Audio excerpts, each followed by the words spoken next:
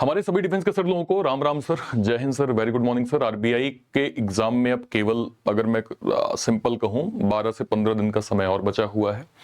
हमारे सभी डिफेंस के सर लोग ऑलरेडी फोकस्ड अपनी स्टडी कर रहे हैं, लेकिन कुछ ऐसी मिस्टेक जो हमारे एक सर्विसमैन कैटेगरी में हमारे सभी सर लोगों को समझनी चाहिए। देखिए, ये एग्जाम कॉम्पिटिटिव है और इसमें सर एक सर्विसमैन कैटेगरी का भी कट ऑफ काफी अच्छा खासा जाता है, जो कि हम लोगों ने डिस्कस किया था। आज मैं इस पर थोड़ा डिटेल बात करूंगा और कुछ ऐसी मिस्टेक्स जो आपको अवॉइड करनी चाहिए उस पर हम लोग डिटेल डिस्कशन करेंगे। नमस्कार दोस्तों, स्वागत है आप सभी का एक बार फिर से। अगर आप इस चैनल पे नए हैं, इस वीडियो को पहली बार देख रहे हैं, मेक श्योर करें सभी हमारे एक्स सर्विसमैन सर लोग इसको सब्सक्राइब जरूर कर लीजिए, क्योंकि यहाँ पे ना केवल इंपॉर्टेंट इंफॉर्मेशन, प्री से मेंस तक का कंप्लीट रीजनिंग कंटेंट आपको वन स्टॉप सॉल्यूशन में दिया जाता है। सबसे पहले सर कुछ इंपॉर्टेंट बात करते हैं जो आपके लिए जो है वो जानना आवश्यक है। जैसे सर मैंने अर्लियर सर कट ऑफ का एक ट्रेंड आप लोगों को दिखाया था, अगर मैं एक बार वापस से दिखा पाऊं सर, तो ये जो कट ऑफ का नंबर था सर 2023 का नंबर मैं आपको बता रहा हूं, ठीक है सर। ये अलग अलग आपके जोन वाइज वैकेंसी थी, मुझे मैटर नहीं करता सर। आप मुंबई जोन से थे, आपका 74 कट ऑफ गया, मैं तो हाईएस्ट कट ऑफ सर लेके चलूंगा। मैं ये देख पा रहा हूं सर कि ईएसएम कैटेगरी में जो हाईएस्ट कट ऑफ कानपुर और लखनऊ जोन का था 88.50 था। फिर सर न्यू दिल्ली जोन का 3 वैकेंसी जो थी वो कब थी सर 2023 में सर लगभग 87 जो है वो कट ऑफ गया था। अभी इस बार सर इस कैटेगरी में 4 वैकेंसीज हैं, ठीक है सर। मुंबई जोन में तभी 10 वैकेंसी थी, 74 कट ऑफ गया था। इस बार सर 24 जो है वो क्या कहते हैं वैकेंसी हम देख पा रहे हैं सर। बचे हुए जोन में सर अगर मैं देखूं 88 जो वैकेंसी मतलब कट ऑफ गया था 23 का गया था सर, 1 वैकेंसी थी। 86 कट ऑफ भुवनेश्वर और ये कोची वाले जोन में सर 2 वैकेंसी। मतलब मैं आपको ये दिखाना चाह रहा हूं कि आप ये डिफरेंस पहली चीज तो लेके मत चलिए सर कि आईबीपीएस क्लर्क है, चलो जनरल कैटेगरी का कट ऑफ 80 के करीब जा रहा है तो मैं तो कोई दिक्कत नहीं है, हमारा तो 50-55 में रुक जाएगा, ठीक है। मेरा अगर स्टेट हरियाणा है या फिर अगर मैं केरला कहूं या फिर राजस्थान कहूं तो हो सकता है मेरा कट ऑफ 65 में जाके रुक जाए। वो चीज यहां आपको नहीं सोचनी है, क्योंकि यहां सर कट ऑफ का बहुत मार्जिन डिफरेंस नहीं है सर। हार्डली, जैसे मैंने कहा अटेंडेंट के टाइम पे भी 7% तक का मार्जिनल जो है वो कट ऑफ का डिफरेंस होता है। और यहां आपके सामने है सर कि 88 के करीब highest cut off ex serviceman category में गए हैं। अब सर क्या मिस्टेक, क्योंकि सर लगातार मेरी जो है वो एक्स सर्विसमैन सर लोगों से बात होती है, आप लोग अपना जो डाउट्स है वो कमेंट सेक्शन में देते हैं और मैं उसको लगातार एड्रेस भी कर रहा होता हूं। मेरी कोशिश है कि हमारे जो सभी सर लोग हैं जो अभी बिगनर हैं, अभी सर्विस में है, सर्विस से अभी प्रिपरेशन कर रहे हैं, बस सेकेंड इनिंग स्टार्ट होने ही वाली है, इस साल रिटायरमेंट हो ही जाएगा, एटलीस्ट उनको किसी भी तरह का डाउट हो तो मैं आपको कमेंट सेक्शन में भी एड्रेस कर पाऊं। तो जो मैं देख पा रहा हूं सर कुछ ऐसी कॉमन मिस्टेक जो आप बार बार अवॉइड कर रहे हैं, आज हम लोग उस पे जो है वो सर थोड़ा सा डिटेल डिस्कशन कर लेते हैं। देखिए, सबसे पहली चीज सर मैं आता हूं रीजनिंग में। पहले आप समझिए क्या क्या आपसे मिस्टेक हो रही। पहली चीज तो ये सर, आप ये समझिए कि पजल जो है वो एक डोमिनेटेड सेक्शन है। क्यों सर? क्योंकि अभी एसबीआई पीओ का पैटर्न आया था जिसमें हमने सर 30 में से 25-26 नंबर रीजनिंग के अंदर पजल में देखे। ऐसा जरूरी नहीं है कि ऐसा आरबीआई के अंदर भी आ जाए, लेकिन ये तो आप मानते हैं कि लास्ट के साल भर का जो पैटर्न है सर उसमें मिनिमम 16-17 नंबर पजल और 24-25 नंबर तो हमने 35 नंबर में देखे हैं सर कि मैक्सिमम गया है। क्या पता सर एसबीआई पीओ का पैटर्न इजीएस्ट पजल में आ जाए और 25। देखिए, ये एक संभावनाएं हैं। हम भी चाहेंगे सर कि पजल 20 नंबर में ही सिमट जाए, लेकिन पजल का वेटेज ओवरऑल अगर मुझे सभी एग्जाम्स में दिख रहा है तो हम इसको निगलेक्ट तो नहीं कर सकते सर। ये गलती मैं देख रहा हूं कि बहुत सारे हमारे, कल ही मैं किसी हमारे एयरफोर्स के सर से बात कर रहा था तो मैं उनको 15 मिनट सिर्फ मैंने यही पिच किया कि सर आपको पजल को ना रूल वाइज समझना ही पड़ेगा। आप ये सोचें कि आप आरबीआई में निगलेक्ट कर लें, कल आईबीपीएस क्लर्क आएगा सर, फिर एलआईसी असिस्टेंट आएगा, एनआईसीएल असिस्टेंट आएगा। आप ऐसे हर एक एग्जाम में सर साइड लाइन नहीं कर सकते पजल को। पजल आपका एक इंपॉर्टेंट वेटेज है सर जो अच्छा खासा मार्क्स आपको दिलवा रहा है। अगली मिस्टेक आप क्या कर रहे हैं सर?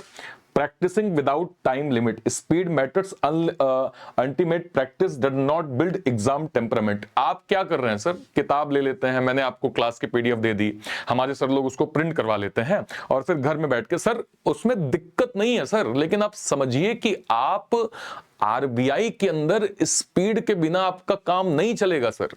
आप आरबीआई को ये नहीं बोल सकते कि मुझे बेसिक आता है भाई, चलो भाई मैं इतने सॉल्व कर लेता हूं। सर वहां पे 20 मिनट्स के अंदर आपको करने ही पड़ेंगे।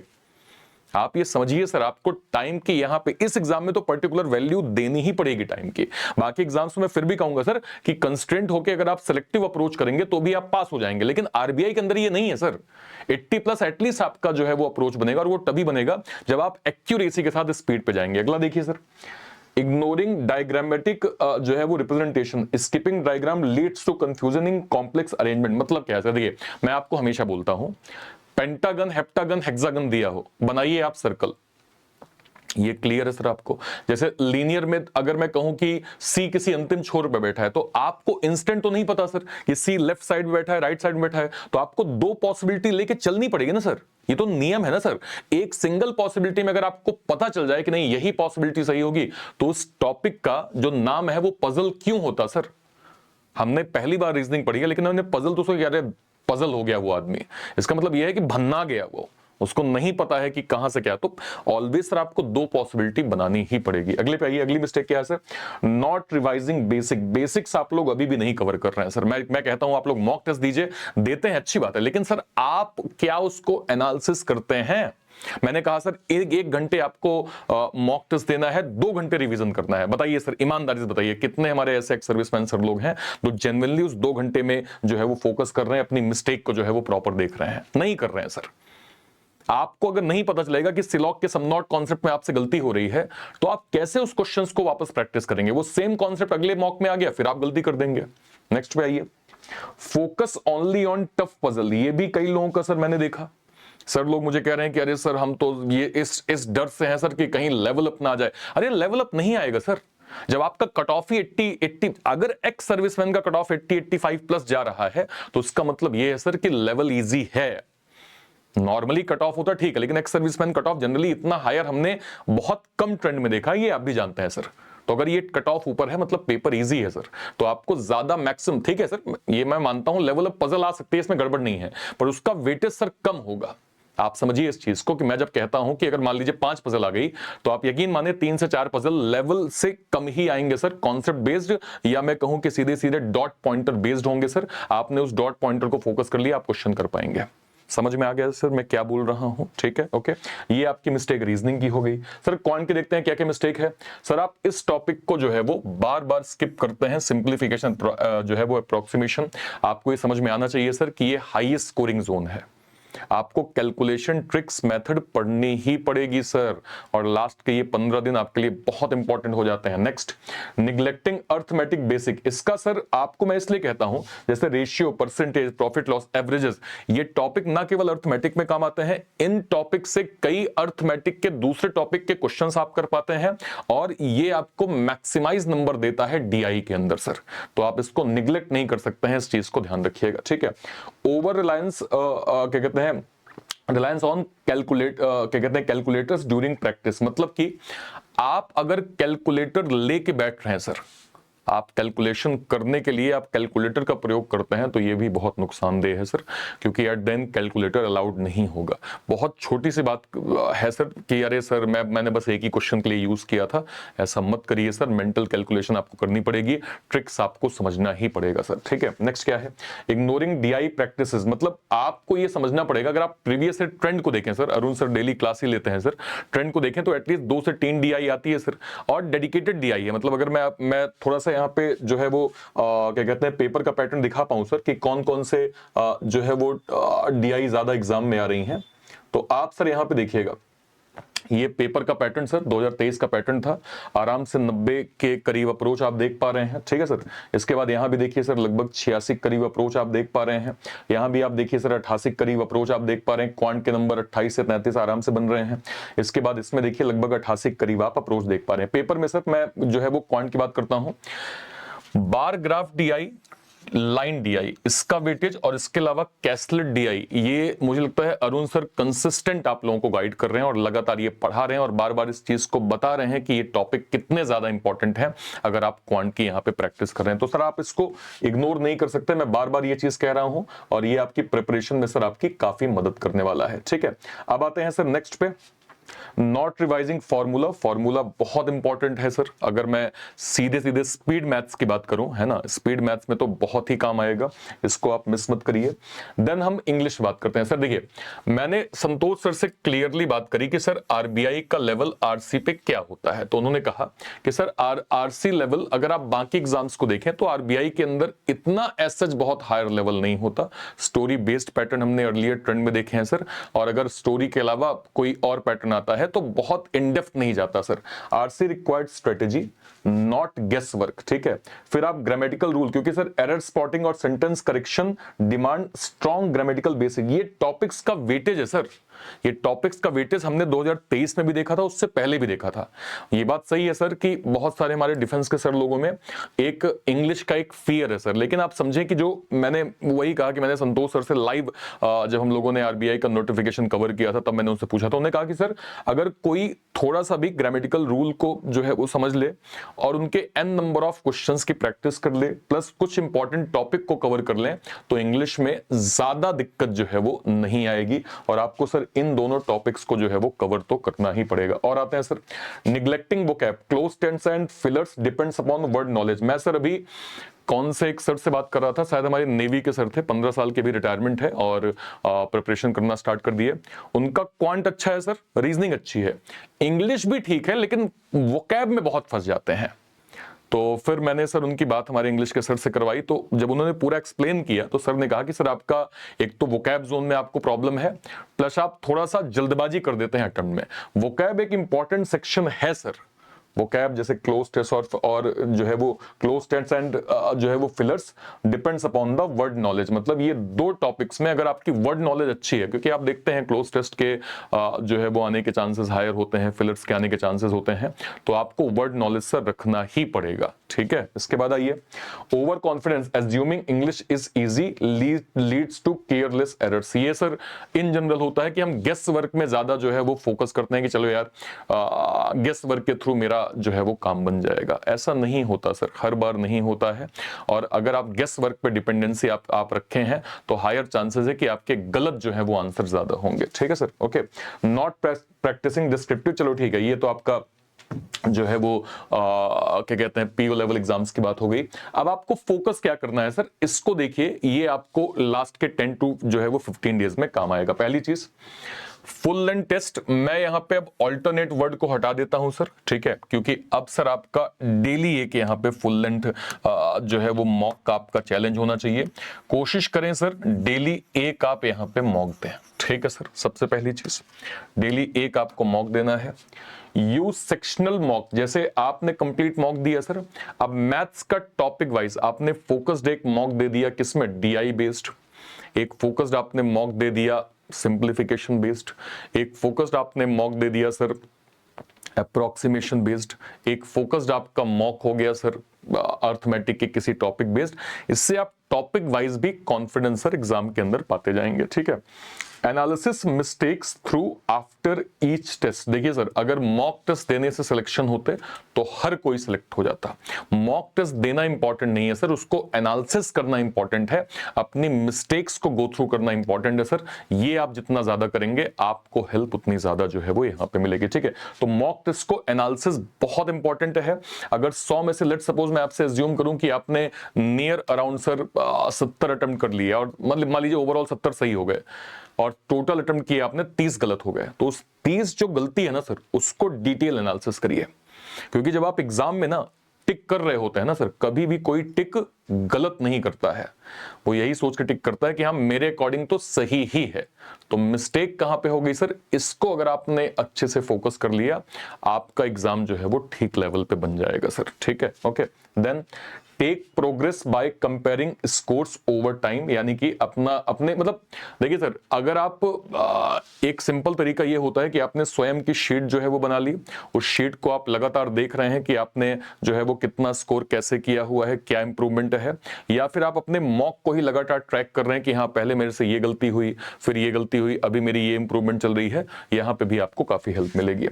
Build exam temperament by practicing under strict time limit, देखिए सर कई ऐसे स्टूडेंट होते हैं जो एग्जाम में जाके पैनिक करते हैं उनको लगता है कि अब फाइनल पेपर है, साल भर की मेहनत अब यहाँ पे काम आएगी। बिल्कुल सही है, गलत नहीं है सर, लेकिन आप पैनिक इसलिए कर रहे हैं क्योंकि आपने अर्लियर बहुत ज्यादा प्रैक्टिस करी ही नहीं है। अगर आप लगातार मॉक टेस्ट दे रहे होते, एग्जाम टेम्परामेंट समझ रहे होते, मैं हमेशा ये कहता हूं कि एक बंद कमरा सर, 10 बजे का मॉक टेस्ट आपने तय किया, 9:50 पे जाके टेबल में बैठ जाइए, 10 मिनट वेट करिए, कोई फोन नहीं, कुछ नहीं, 10 बजे एग्जैक्टली आपका मॉक टेस्ट स्टार्ट हुआ, 11 बजे खत्म हो गया। अगर आपने डेली इसको फॉलो कर लिया, आपको एग्जाम में फियर जो है वो कुछ होगा ही नहीं, क्योंकि आप एग्जाम के टेम्परामेंट को जो है वो महसूस कर पा रहे हैं। अभी क्या हो रहा है कि आपकी लिमिटेड प्रैक्टिस है, तो आप एग्जाम में जाके घबरा जा रहे हैं। आपको दिख रहा है कि यार, देखने से लग रहा है कि यार बड़े सिलेक्टेड बच्चे हैं, बड़े फोकस, बड़े मेहनती बच्चे हैं सर, वो कुछ नहीं कर रहे हैं सर, वो थोड़ा सा एक स्टेप आगे बढ़ के घर में ऑलरेडी अपने आप को इतना बिल्ड कर लेते हैं कि एग्जाम में उनको वो फील ही नहीं होता कि ये लाइव मॉक है या फिर मॉक टेस्ट चल रहा है। तो ये चीजें थोड़ा सा आपको सर समझनी पड़ेंगी, ठीक है। जब मैं आपसे कहता हूं कि आपको अभी क्या करना चाहिए, आपने सर मॉक टेस्ट दिया, ठीक है, इसको सर डिटेल एनालिसिस करिए, वीक एरियाज पे काम करिए सर, जो भी वीक जो आपके क्या कहते हैं टॉपिक्स हैं उनके क्वेश्चंस की प्रैक्टिस करिए। जैसे ही आपको इंप्रूवमेंट दिखे सर, वापस से मॉक टेस्ट देना स्टार्ट करिए। इस साइकिल को आप जितनी बार रिपीट करेंगे सर, आपको हेल्प उतनी ज्यादा मिलने वाली है। ये साइकिल आपकी जितनी बार रिपीट होगी सर, उतना आपका जो है वो प्रिपरेशन स्ट्रांग होगा और आपका कॉन्फिडेंस मिलेगा। इंपॉर्टेंट चीज, और जब आप मॉक टेस्ट दे रहे होंगे सर, तो एक आपका परसेंटाइल का कॉलम आएगा। मॉक टेस्ट के बाद एक आपका परसेंटाइल का कॉलम आएगा सर। मेक श्योर करेंगे कि परसेंटाइल का कॉलम आपका ऑलवेज 80% से ऊपर हो।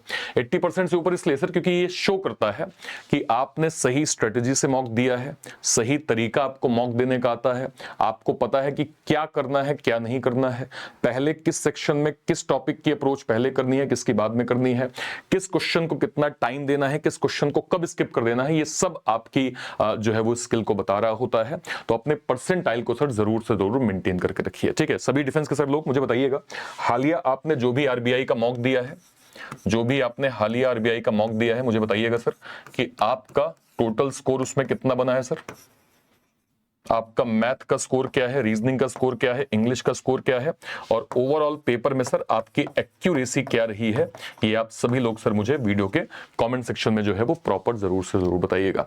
इस बार सर मुझे बताते हुए बहुत खुशी हो रही है कि हमारे जो एक्स सर्विसमैन सर लोग हैं, उनके सर इस बार बम्पर सिलेक्शन सर हमने IBPS clerk, RRB clerk even 24 में हमने भर भर के सिलेक्शन देखे हैं सर। और मुझे बड़ी खुशी है सर कि जो एक इनिशिएट हमने एक्स सर्विसमैन कैटेगरी पे स्टार्ट किया, ये बताते हुए बहुत प्राउड होता है सर कि हमारे सर लोगों ने न केवल उन स्ट्रेटजीज को फॉलो किया, डेडिकेटेड अपनी स्टडी एक स्ट्रेटजी के साथ मेंटेन किया, और आज हमारे चाहे आर्मी के सर हो, नेवी के सर हो, एयरफोर्स के सर हो, आज अलग अलग बैंक में पोस्टेड हैं सर। ये हर्ष की बात है सर कि आपका एक टारगेट जो है वो अपने लक्ष्य की ओर सेट है। तो सर अगर आप अभी सर्विस में हैं, रिटायर हो चुके हैं, होने वाले हैं, या सेकेंड इनिंग आपकी स्टार्ट हो चुकी है सर प्रैक्टिस वाली, फोकस करिए सर, क्योंकि अब डायरेक्शन और क्लैरिटी सब आपको दी जा रही है सर। अब आपकी मेहनत पे डिपेंड करता है कि आप कितना जो है वो एफर्ट करते हैं। ऑलरेडी सर हमारा क्या कहते हैं आरबीआई का भी सर यहाँ पे एक्स सर्विसमैन, जवान एक्स सर्विसमैन बैच चल रहा है सर। हमने सर जितने भी एग्जाम्स होते हैं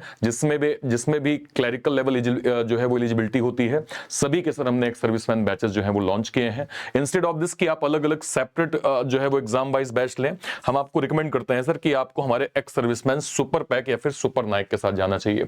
ये क्या है सर, ये डेडिकेटेड हमारा एक्स सर्विसमैन का जो है वो पैक है। इसके अंदर सर अभी तक के जितने भी एक्स सर्विसमैन बैचेस बन चुके हैं, करंट में जो ऑनगोइंग एक्स सर्विसमैन बैचेस चल रहे हैं, और आने वाले टाइम पे जो भी एक्स सर्विसमैन बैच बनेंगे, वो सब आपको sir ex serviceman super pack या फिर सुपर नाइक के अंदर प्रॉपर मिल जाएगा। इसको आप कहां से अवेल कर सकते हैं, या तो इसी वीडियो के डिस्क्रिप्शन बॉक्स में सर जाइए, इसी वीडियो के, या फिर सर कोई वीडियो, लेट्स सपोज मान लीजिए मैंने यहां पे क्लिक किया सर, क्लिक करके जैसे ही मैं ऐसे चैनल पे गया सर, ठीक है, तो चैनल पे जाके सर कोई भी वीडियो, लेट्स सपोज मान लीजिए सर मैं यहां पे गया और मैंने इसी वीडियो पे क्लिक किया, जैसे मैं इस पे क्लिक करूंगा सर, इसके डिस्क्रिप्शन बॉक्स में सबसे ऊपर सर आपको यहाँ पे ये ऐसे नीचे गए, ये आपको sir ex serviceman super Naik का ये पैक है।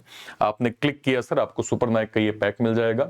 इसको सर अवेल करते समय अगर कोड की रिक्वायरमेंट बोलता है, आप मेरा नाम ARPIT डाल दीजिएगा सर। क्या सर, ARPIT आप डाल दीजिएगा, आपको मैक्सिमम डिस्काउंट इसके अंदर मिल जाएगा सर। तो ये आपके लिए थोड़ा सा और एक जो है वो एडिशनल जो है वो पैकेज इसके अंदर आपको मिल गया, ठीक है सर। ओके, उम्मीद करता हूं आपको चीजें बहुत अच्छे समझ में आ गई होंगी सर। और कहीं भी कोई डाउट होता है वीडियो वीडियो के कमेंट सेक्शन में अपनी बात आप जरूर रखिएगा। टिल देन, तब तक के लिए thank you so much, thank you so much, thank you so much. जय हिंद। Thank you, thank you, thank you.